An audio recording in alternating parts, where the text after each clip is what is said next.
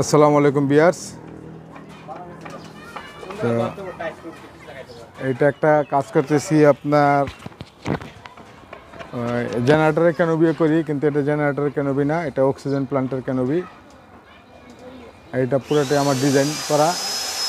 এই যে এখন ড্রিলের কাজ চলতেছে, স্ট্রাকচারের কাজটা আগে করতেছি। স্ট্রাকচারের কাজের পরে পাল্লা পাল্লা হইতেছে অলরেডি। হ্যাঁ, এখন ড্রিল চালাইতেছি।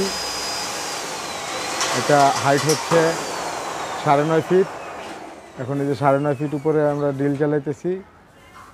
আর পাশে হচ্ছে 8 ফিট, আর লম্বায় হচ্ছে এভাবে লম্বায় হচ্ছে 9 ফিট। এই যে বাকি মালামাল বানায় রাখছি। এই যে দরজাগুলা,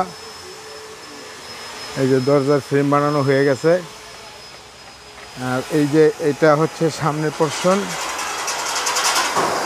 পোর্শন, এটা সলিড ডোর। এটা সলিড ডোর, ওই যে একটা ডোর, এটাও সলিড ডোর, কিন্তু খোলা যাবে, নাট বোল্ট দেওয়া থাকবে। আর এখানে একটা কবজার সিস্টেম হবে। কবজার ডোরটা অলরেডি ফ্রেমটা কইরা ফেলাইছি। কবজার ফ্রেমটা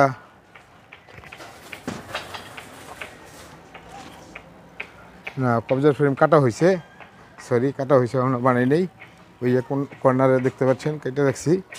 আর এই হচ্ছে আমাদের গ্লাসুল। হ্যাঁ,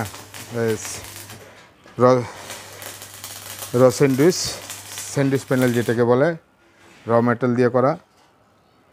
এই যে 10 ফিট লম্বায় আছে, আর এমনি আছে আপনার প্রায় 1 মিটার। এই আমাদের এটা দিয়ে হবে। এটার পার্টিশনগুলো সব ওয়াল টোয়াল যা আছে, ছাদ এবং ওয়াল সব ইমেল দিয়েই হবে।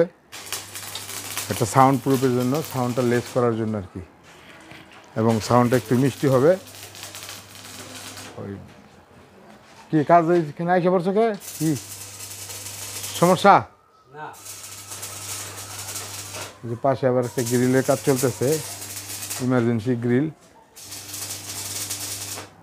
এটা ডেলিভারি টাইম হয়ে গেছে আমার, এটাও ডেলিভারি টাইম মোটামুটি কাছে হয়ে গেছে। হ্যাঁ,